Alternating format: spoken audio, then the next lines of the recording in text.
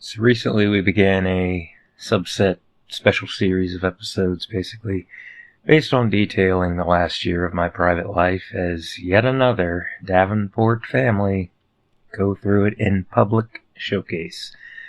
This episode will be, well, it'll relatively briefly go over the spring of 2023. Around March 2023, the depression anxiety relapse alongside some PTSD was really settling in for its temporary residency within. And while many saw posts online that were ranting and raving in nature and even at times a bit combative, very clearly attached to past events, those being the loss of my career at the Springfield Police Division a full decade prior to what had always been desired and announced 7/21/33 in those hallways probably over 1,000 times, as well as the end of my, quote, second chance at love, end quote, marriage, which is really the last thing lurking about my life with any negativity as of the time November 16th, 2023. And I am not saying negativity about her. I actually do still love her, and I always will. However, we can no longer be husband and wife. Ditto my employment.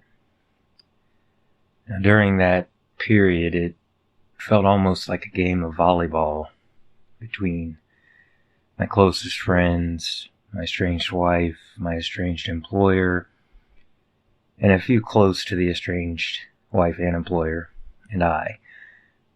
I had the typical extreme weight and tension within my body and shoulders. My logical cognitive function has remained within this entire time, which is largely why I'm right back to writing these episodes today, because one full year later, my life is truly my own life again.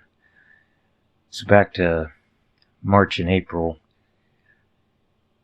I was still going to counseling as well as appointments related to the disability pension, which was ultimately secured on 9/27/23 for depression, anxiety, and PTSD. I would end up saying something, posting it either way, thinking it made perfect sense as delivered, and looking back, it's painfully obvious just how little sense was actually being made overall due to the condition. This would lead to confusion, frustration, ultimately with several, including myself, even some anger. I spent many years building to a real inner peace only to have the biggest test thus far pop up unexpectedly, which is really what led to the temporary, however major, funk. And along the way in the spring, I alienated 2 wonderful friends completely, along with a few other online friends that were pretty cool for years with me as I was with them.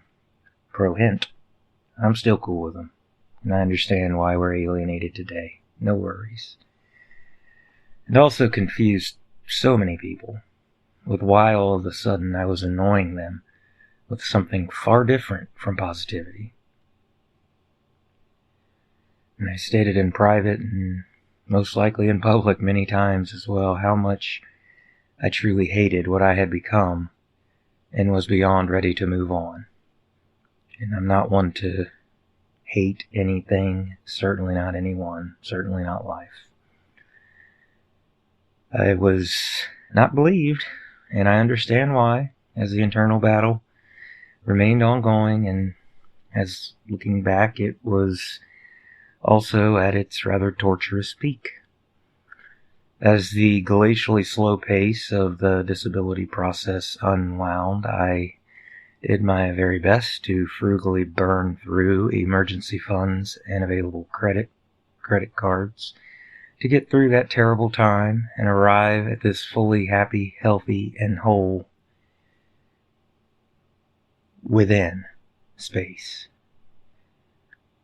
I didn't know how long it would take within, but I knew the biggest issues fueling the sickness were indeed the ongoing not even being able to be myself, which is best defined in this lifetime as husband, father, and police officer. And as of these days, mostly ambivalent dude himself. So, things remain mostly quiet with my estranged wife in both directions at that time, as they remained up until I sent her a respectful and genuine text on Signal just recently, which is what we usually used, and I do still really like that secure quality app. And things with the leadership at the former employer continued their downfall as well, as I called, posted, texted many times, much of which went south immediately or otherwise in a hurry. And that escalated into losing an awesome brother that I was hired in with, who still doesn't know he actually does know me. Love you, Ozzy. It also escalated the inner issues, as I had originally planned to get back to work when everything was first getting underway, and I went through the CBTI insomnia therapy stuff. So through the remainder of the past spring, I, of course, continued getting better and better while looking forward to the summertime with my daughter, as we sought, rather successfully, to restore our original relationship. The heartbreaking bus crash in Clark County, Ohio's beloved Northwestern School District, a school that my long-gone mother herself graduated from in approximately 1966, delayed this series of going over my sub-journey within my overall full life's journey. Speaking of my full life, my mother, Northwestern, and history, a little off topic here, but a young Vitamin J was playing on those grounds one day, most likely around 1995, when I found an early 90s Donruss Nolan Ryan baseball card. Sadly, I also lost that same card that same day because it was very windy and I dropped it. I think I'll resume my sports card collecting probably for the rest of my life, considering I still have that phenomenal collection from my teens.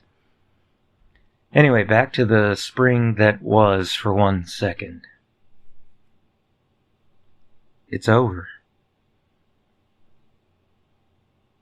This is a stream of consciousness episode, I suppose, but I'm humbled, honored, and elated to be myself again, and look forward to the coming days, weeks, and decades, as everything resumes on track and with the utmost positivity and gratitude for life.